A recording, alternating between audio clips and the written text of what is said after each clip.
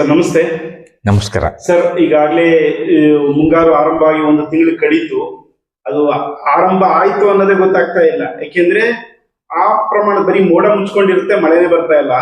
ಸಾಕಷ್ಟು ರೈತರು ಆತಂಕದಲ್ಲಿದ್ದಾರೆ. ಈಗ ನಾವು ಜುಲೈ ಕಾಲಿಡ್ತಾ ಇದ್ದೀವಿ. IMD ಕೂಡ ಫೋರ್ಕಾಸ್ಟ್ ಕೊಟ್ಟಿದೆ. ಸೊ ಜೂನ್ ಅಲ್ಲಿ ಏನೋ ಒಂದಿಷ್ಟು ಕೊರತೆಗಳು, ಎಷ್ಟು ಪ್ರಮಾಣದಲ್ಲಿ ಕೊರತೆ ಆಯ್ತು ಅಂತ ನಿಮಗೆ ವಿತ್ ಡಾಟಾನೇ ಇರುತ್ತೆ. ಇನ್ ಜುಲೈದು ಹೇಗೆ, ಇವೆರಡನ್ನು ಸಂಕ್ಷಿಪ್ತವಾಗಿ ವ್ಯಾಖ್ಯಾನಿಸ್ಬೋದಾ? ಓಕೆ, ಎಲ್ಲರಿಗೂ ನಮಸ್ಕಾರ. ಈಗಾಗಲೇ ನಾವು ಏಪ್ರಿಲ್ 14 ಮತ್ತು ಜೂನ್ 1ನೇ ತಾರೀಕು ಭಾರತೀಯ ಹವಾಮಾನ ಇಲಾಖೆ ನೀಡಿದಂತಹ ಏನು ನೈಋತ್ಯ ಮುಂಗಾರಿಗೆ ಏನು ಮುನ್ಸೂಚನೆ ನೀಡಿತ್ತು ಅದನ್ನು ವಿಶ್ಲೇಷಣೆ ಮಾಡಿದ್ವಿ. ವಿಶ್ಲೇಷಣೆ ಮಾಡಿ ಈಗಾಗಲೇ ಅದ್ರ ಬಗ್ಗೆ ಎಲ್ಲ ತಿಳಿಸ್ಕೊಟ್ಟಿದ್ವಿ. ಆದರೆ ಈಗಾಗಲೇ ಜೂನ್ ತಿಂಗಳ ಮಳೆ ಕೊನೆಗೊಂಡಿದೆ. ನಾವು ಏನು ಮುನ್ಸೂಚನೆ ಬಂದಿತ್ತು ವಾಡಿಕೆಗಿನ್ನ ಕಡಿಮೆ ಇರ್ತದೆ ಮಳೆ ಅಂತ, ಅದು ಆಲ್ಮೋಸ್ಟ್ ಇವಾಗ ಇದು ಕರೆಕ್ಟ್ ಆಗಿದೆ ಅಂತ ಹೇಳ್ಬೋದು. ಈ ಜೂನ್ ತಿಂಗಳ ಕೊನೆಯ ಹಂತದಲ್ಲಿ ನಾವು ನೋಡಿದಾಗ ರಾಜ್ಯದಲ್ಲಿ ಸುಮಾರು 42% ಮಳೆ ಕೊರತೆ ಆಗಿರೋದನ್ನ ಕಾಣ್ತೀವಿ. 42% ಮಳೆ ಕೊರತೆ ಆಗಿರೋದು ಕಾಣ್ತೀವಿ. ತದನಂತರ ನೋಡಿದರೆ ಬೇರೆ ಬೇರೆ ಭಾಗಗಳಲ್ಲಿ ಯಾವ ಥರ ಆಗಿದೆ ಅಂತ ನೋಡಿದಾಗ ನಮ್ಗೆ ಈ ಸಲ ಈ ಮಲೆನಾಡು ಭಾಗದಲ್ಲಿ 4 ಜಿಲ್ಲೆಗಳು ಬರ್ತವೆ. ನಿಮ್ಗೆ ಗೊತ್ತಿರೋ ಹಾಗೆ ಕೊಡಗು, ಚಿಕ್ಕಮಗಳೂರು, ಶಿವಮೊಗ್ಗ, ಹಾಸನ್ನು ಕೆಲವು. ಈ 4 ಜಿಲ್ಲೆಗಳ ಮಳೆ ನೋಡಿದಾಗ ನಮಗೆ ಒಟ್ಟಾರೆ ನೋಡಿದಾಗ ಮಲೆನಾಡದು 57% ಈ ವರ್ಷ ಡಿಫಿಷಿಯೇಟ್ ಆಗಿರೋದನ್ನ ಕಾಣ್ತೀವಿ. ಹತ್ತತ್ರ ಅದು ಇನ್ನು ಸ್ವಲ್ಪ ಇದಾಗಿದ್ರೆ ಲಾರ್ಜ್ ಸ್ಕೇರ್ಸಿಟಿ ಅಂತ ಹೇಳ್ಬೋದು, ಲಾರ್ಜ್ ಡಿಫಿಷಿಯೇಟ್ ಅಂತಲೂ ಕರೀತಾರೆ. ಸೊ 57% ಮಲೆನಾಡಲ್ಲಿ ಮಳೆ ಕೊರತೆ ಇರೋದನ್ನ ಕಂಡ್ರೆ ಕರಾವಳಿ ಭಾಗದಲ್ಲಿ ಸಹ ಸಾಕಷ್ಟು ಸುಮಾರು 50% ಮಳೆ ಕೊರತೆ ಇರೋದನ್ನ ಕಾಣ್ತಾ ಇದ್ದೀವಿ. ಇಲ್ಲಿಯವರೆಗೂ ನಮಗೆ ಜೂನ್ ತಿಂಗಳಲ್ಲಿ ಮಲೆನಾಡು ಮತ್ತು ಕರಾವಳಿ ಭಾಗದಲ್ಲಿ 60ಕ್ಕಿಂತ ಜಾಸ್ತಿ ಇದು ಕೊರತೆ ಇತ್ತು. ಆದರೆ ಕಳೆದ 2-3 ದಿವಸ ಮಳೆ ಬಂದಿರೋದ್ರಿಂದ ಸ್ವಲ್ಪ ರೆಸ್ಪೈಟ್ ಆಗಿದೆ ಅಂತ ಹೇಳ್ಬೋದು. ಇದಾದರೆ ಮತ್ತು ಉತ್ತರ ಮತ್ತು ದಕ್ಷಿಣ ಒಳನಾಡಲ್ಲಿ ಆಲ್ಮೋಸ್ಟ್ ಇವಾಗ ವಾಡಿಕೆ ಎಷ್ಟು ಬಿದ್ದಿದೆ, ಅದು ಡಿಸ್ಟ್ರಿಬ್ಯೂಷನ್ ಸರಿಯಾಗಿಲ್ಲ. ಒಟ್ಟಾರೆ ತೊಗೊಂಡಾಗ ನಿಮಗೆ ದಕ್ಷಿಣ ಒಳನಾಡು ಅಂದ ತಕ್ಷಣ ನಮಗೆ ನಾರ್ಮಲ್ ಮಾನ್ಸೂನ್ ಅಂತ ನಾರ್ಮಲ್ ಆಗಿ ಅಂತ ಹೇಳ್ಬೋದು. ಅದೇ ಥರ ಉತ್ತರ ಒಳನಾಡಲ್ಲಿ ನಮಗೇನು ಜೂನ್ ಬಿಗಿನಿಂಗಲ್ಲಿ ಭಾಳ ಒಳ್ಳೆ ಮಳೆ ಆಗಿತ್ತು. ತದನಂತರ ನಮಗೆ ಸುಮಾರು 15 ದಿನಗಳ ಕಾಲ ಡ್ರೈ ಸ್ಪೆಲ್, ಒಣ ಹವೆ ಬಂತು. ಕಳೆದ 2-3 ದಿವಸದಲ್ಲಿ ಅಲ್ಲೆಲ್ಲಿ ಮಳೆ ಆಗ್ತಿದೆ. ಒಟ್ಟಾರೆ ನೋಡಿದಾಗ ಜೂನ್ ತಿಂಗಳ ಪರಿಸ್ಥಿತಿಯನ್ನು ನೋಡಿದಾಗ ನಮಗೆ ಈ ವರ್ಷ ಸುಮಾರು 42% ವಾಡಿಕೆ ಮತ್ತು ಆಗಿರೋ ಮಳೆ ತೊಗೊಂಡಾಗ ನಮಗೆ 199 ಮಿಲಿಮೀಟ್ರ್ ವಾಡಿಕೆ ಇದ್ದರೆ 116 ಮಿಲಿಮೀಟ್ರ್ ಮಾತ್ರ ಮಳೆ ಆಗಿರೋದು. ಸುಮಾರು 42% ಕೊರತೆ ಇರೋದನ್ನ ಕಾಣ್ತೀವಿ ಜೂನ್ ತಿಂಗಳದ್ದು. ಇದಾದ ನಂತರ ನಮಗೆ ಏನು ನಿನ್ನೆ ಭಾರತೀಯ ಹವಾಮಾನ ಇಲಾಖೆ ಒಂದು ಜುಲೈ ತಿಂಗಳಲ್ಲಿ ಮಳೆ ಯಾವ ರೀತಿ ಇರ್ಬೋದು ಅನ್ನೋದು ಮುನ್ಸೂಚನೆ ಕೊಟ್ಟಿದೆ. ಆ ಜುಲೈ ತಿಂಗಳ ಮಳೆ ಹಂಚಿಕೆ ಮತ್ತು ಇದನ್ನೆಲ್ಲ ನೋಡಿದಾಗ ದೇಶದಲ್ಲಿ ಒಟ್ಟಾರೆ ನಮಗೆ ಈ ವರ್ಷ ವಾಡಿಕೆಯ 94ಕ್ಕಿಂತ ಕಡಿಮೆ ಆಗುತ್ತೆ ಅನ್ನೋದು ಒಂದು ಕೊಟ್ಟಿದ್ದಾರೆ ಅವರು ಜುಲೈ ತಿಂಗಳಿಗೇನೆ.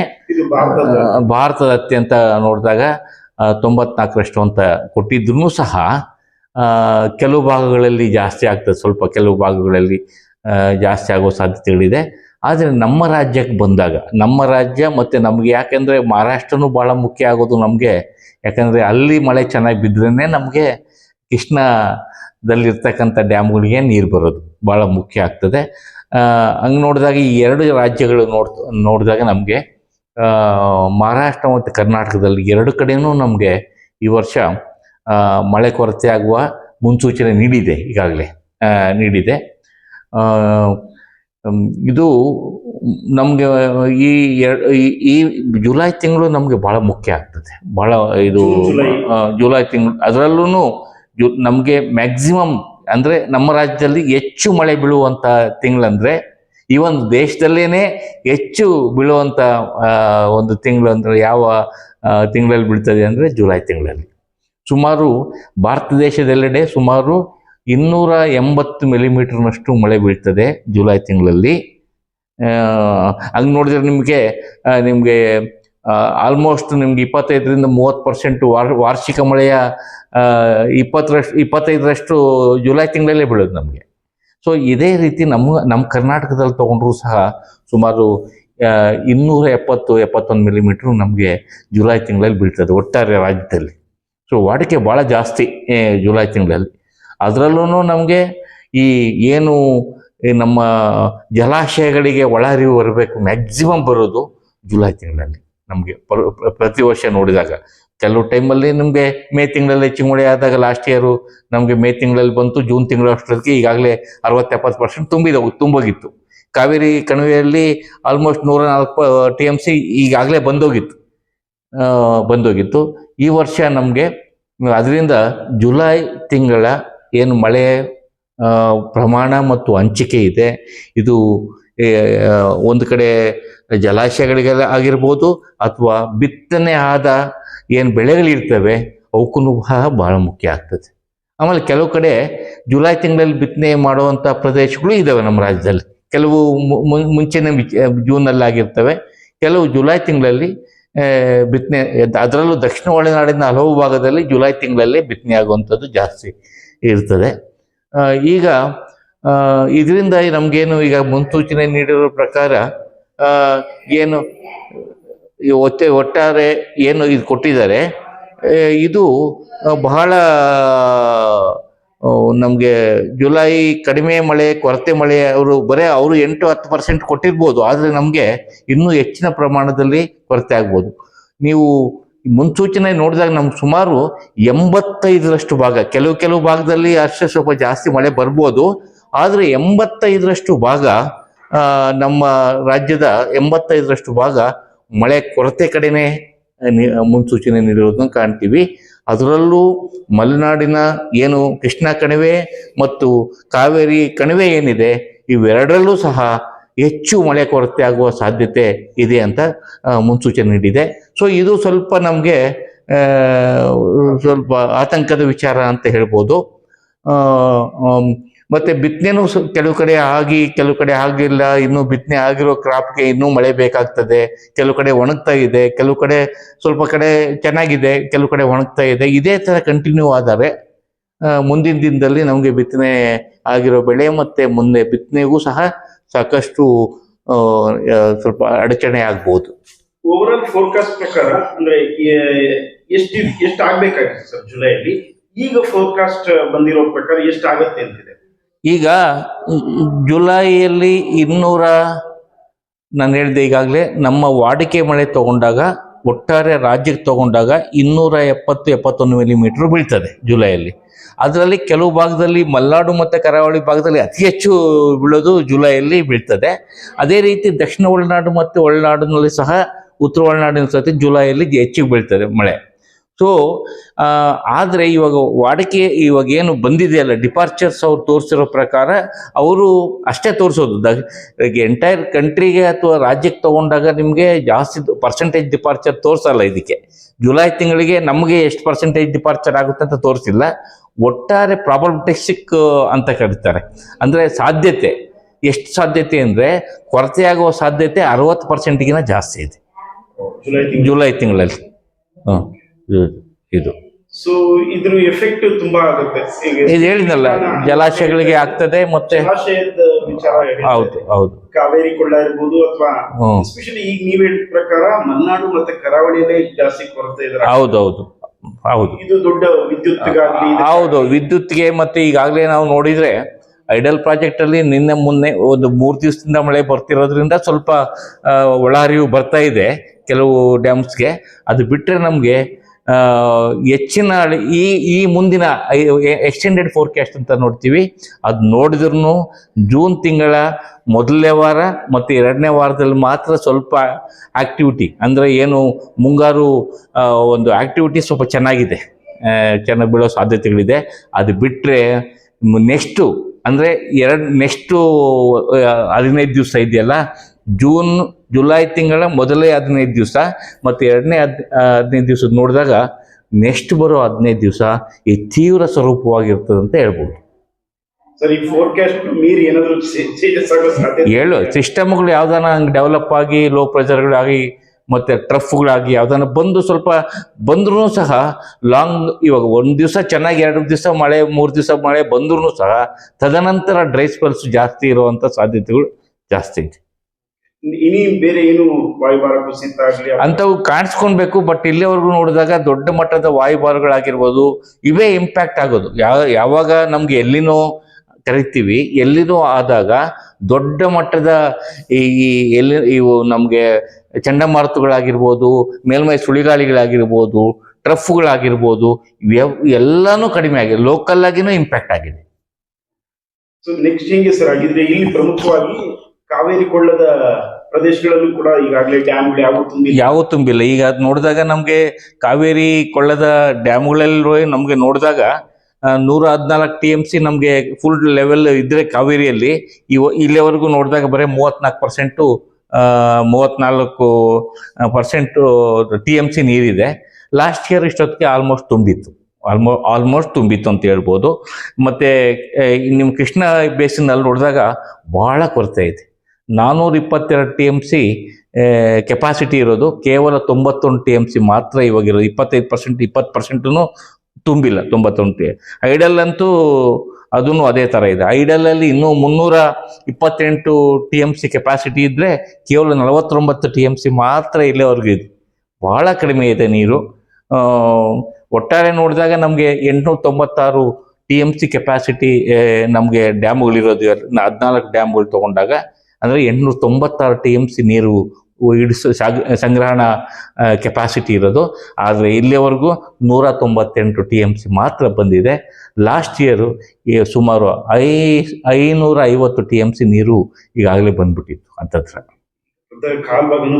ಇದು ಅದೇ ಅರ್ಧಕ್ಕಿಂತ ಕಡಿಮೆ ಇದೆ ಅಂತ ಹೇಳ್ಬೋದು. ಸರ್ ನೆಕ್ಸ್ಟ್ ಈ ಬರೀ ಬೆಳೆಗೆ ನಾವು ಅಷ್ಟೇ ನೋಡ್ತಾ ಇದ್ದೀವಿ. ನೆಕ್ಸ್ಟ್ ಇದೇ ಸ್ವರೂಪ ಹೋದ್ರೆ ಕುಡಿಯೋ ನೀರಿಗೂ ಕೂಡ ಕಷ್ಟ ಆಗುವ ಸಾಧ್ಯತೆ ಇದೆ ಮುಂದಿನ ದಿನಗಳಲ್ಲಿ. ಅದು ಡೆಫಿನೆಟ್ ಆಗಿ ನಾನು ಈಗಾಗಲೇ ಮೊದಲೇ ಎರಡು ಮುನ್ಸೂಚನೆಗಳು ನೋಡಿಕೊಂಡು ವಿಶ್ಲೇಷಣೆ ಮಾಡಿದಾಗ ಅದನ್ನೇ ಹೇಳ್ತಾ ಇದ್ದೆ. ನಮಗೆ ಇವಾಗ ಅಂಥ ದೊಡ್ಡ ಆತಂಕ ಸೃಷ್ಟಿ ಆಗಿದ್ರೂ ಸಹ ಮುಂದಿನ ನಿಮಗೆ ಡಿಸೆಂಬರ್ ಆದ ನಂತರ, ಈಗ ನಮಗೆ ಮುನ್ಸೂಚನೆ ಕೊಟ್ಟಿರೋದು ಏನಂದ್ರೆ, ಈಗ ಎಲ್ಲಿನೋ ನ್ಯೂಟ್ರಲ್ ಫೇಸಿಂದ ಫಸ್ಟ್ ಹಂತಕ್ಕೆ ಹೋಗ್ತಾ ಇದೆ, ಅಂದರೆ ಈಗ ಸ್ಟಾರ್ಟ್ ಆಗ್ತಾ ಇದೆ. ಬಟ್ ಅದು ಮುಂದಿನ ದಿನದಲ್ಲಿ, ಅಂದರೆ ನಮಗೆ ಇನ್ನು 2-3 ತಿಂಗಳು ಈ ಮುಂಗಾರು ಇದೆ, ಮುಂದೆ ಹಿಂಗಾರು ಇದೆ. ಮುಂದಿನ ದಿನಗಳಲ್ಲಿ ಎಲ್ಲಿನೋ ಸ್ಟ್ರಾಂಗ್ ಆಗ್ತದೆ, ಇನ್ನೂ ಸ್ಟ್ರಾಂಗ್ ಆಗ್ತದೆ. ಇಲ್ಲಿವರೆಗೂ ನಮಗೆ ನ್ಯೂಟ್ರಲ್ ಇತ್ತು, ಜೂನ್ ತಿಂಗಳಲ್ಲೆಲ್ಲ ನ್ಯೂಟ್ರಲ್ ಇತ್ತು. ಈಗ ನೆಕ್ಸ್ಟ್ ಫೇಸ್ಗೆ ಎಲ್ಲಿನೋಗೆ ಎಂಟ್ರಿ ಆಗಿದೆ ಅಷ್ಟೇ, ಇನ್ನು ಎಂಟ್ರಿ ಆಗಿದೆ.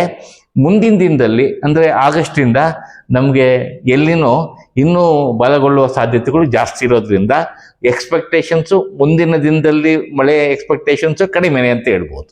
ಸರ್ ನನಗೆ ಈ ಪದ ಕೇಳಲಿಕ್ಕೆ ಇಷ್ಟ ಇಲ್ಲ, ಆದ್ರೂ ಕೇಳ್ತಾ ಇದ್ದೀನಿ. ಈ ಸರ್ಕಮ್ಸ್ಟೆನ್ಸಸ್ ಎಲ್ಲ ನೋಡಿದ್ರೆ ಇದು ಬರಗಾಲದ ಛಾಯೆನಾ? ಈಗ ನಮ್ಗೇನಾಗ್ತದೆ, ಮುಂಗಾರು ಬಿತ್ತನೆ ನೋಡಿದಾಗ ನಮಗೆ ಸುಮಾರು 30-40% 40% ನಮಗೆ ಜೂನ್ ತಿಂಗಳಲ್ಲಿ ಆಗೋಗ್ತದೆ ವಾಡಿಕೆಯಾಗಿ.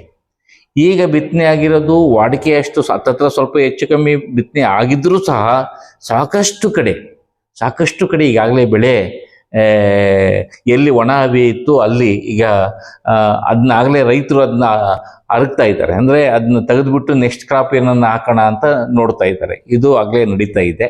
ಡ್ಯಾಮ್ಗಳಲ್ಲೂ ಸಹ ಹೆಚ್ಚಿನ ಪ್ರಮಾಣದಲ್ಲಿ ನೀರಿಲ್ಲ. ಈಗಾಗಲೇ ಕುಡಿಯೋ ನೀರ ಅಭಾವ ಇವಾಗ ಮುಂಗಾರು ಆಗಿದ್ರೂ ಸಹ ಈಗಾಗಲೇ ಕುಡಿಯೋ ನೀರಿನ ಅಭಾವ ಈಗ ಕೆಲವು ಭಾಗಗಳಲ್ಲಿ ಸುಮಾರು 856 ಗ್ರಾಮಗಳಲ್ಲಿ ಈಗಾಗಲೇ ಕುಡಿಯೋ ನೀರಿನ ಅಭಾವ ಇದೆ ಅಂತ ಹೇಳಿದ್ದಾರೆ. ಮುಂದಿನ ದಿನದಲ್ಲಿ ಇನ್ನೂ ಹೆಚ್ಚಾಗ್ತದೆ.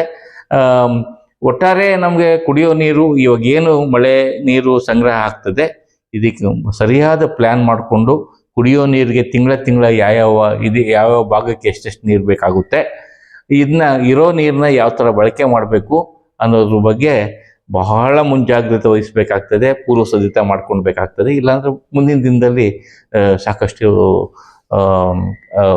ಅಭಾವ ಸೃಷ್ಟಿಯಾಗೋ ಸಾಧ್ಯತೆಗಳು ಜಾಸ್ತಿ ಇದೆ.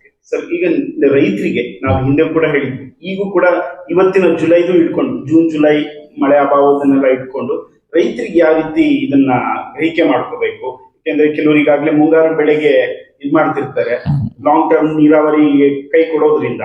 ಸೊ ಅವ್ರು ಯಾವ ರೀತಿ ಬೆಳೆದ್ರೆ ಅನುಕೂಲ?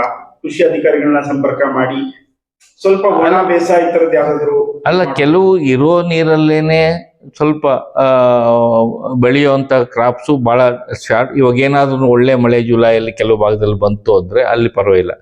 ಒಟ್ಟಾರೆ ಇದೇನಾಗ್ತದೆ, ರೈತರು ಪಾಪ ಅವರು ಏನಾಗ್ತದೆ, ಬಿತ್ತನೆ ಮಾಡಿಬಿಟ್ಟಿರ್ತಾರೆ. ಯಾವುದೇ ಬೆಳೆ ಆದ್ರೂ ನೀವು ಕಂಟಿನ್ಯೂಸ್ ಆಗಿ 2 ವಾರಗಳ ಸತತ 2 ವಾರಗಳ ಒಣ ಹವೆ ಬಂದರೆ ತಡ್ಕೊಳೋ ಶಕ್ತಿ ಇರಲ್ಲ.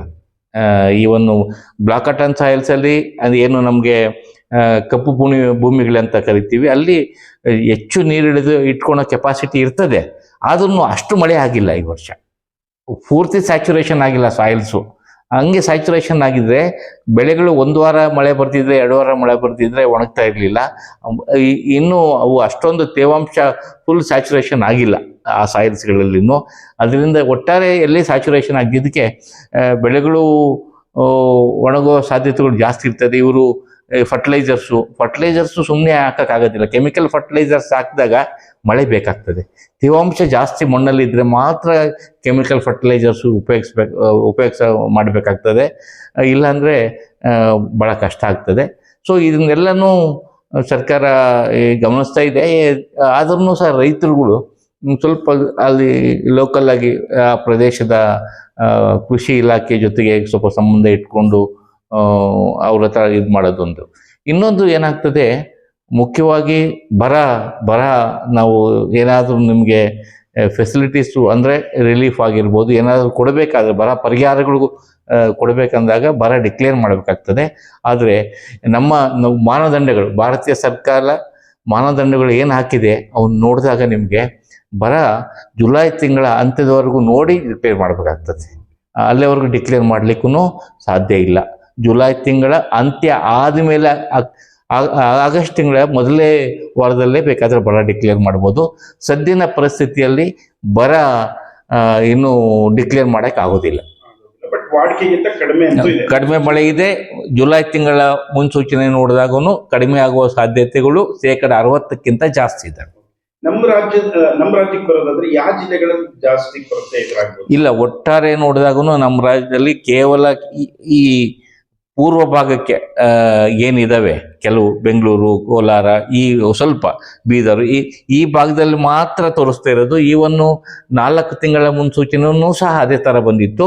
ಇವಾಗ ಜುಲೈ ತಿಂಗಳ ಮುನ್ಸೂಚನೆ ನೋಡಿದಾಗೂ ಸಹ ಒಟ್ಟಾರೆ ರಾಜ್ಯದ ಬಹಳಷ್ಟು ಭಾಗ ಕೊರತೆ ಆಗೋ ಸಾಧ್ಯತೆ ಇದೆ. ಯಾವುದೇ ಒಂದು ಡಿಸ್ಟಿಕ್ನ ಪಿನ್ ಪಾಯಿಂಟ್ ಮಾಡೋಕ್ಕಾಗ್ತಾ ಇಲ್ಲ.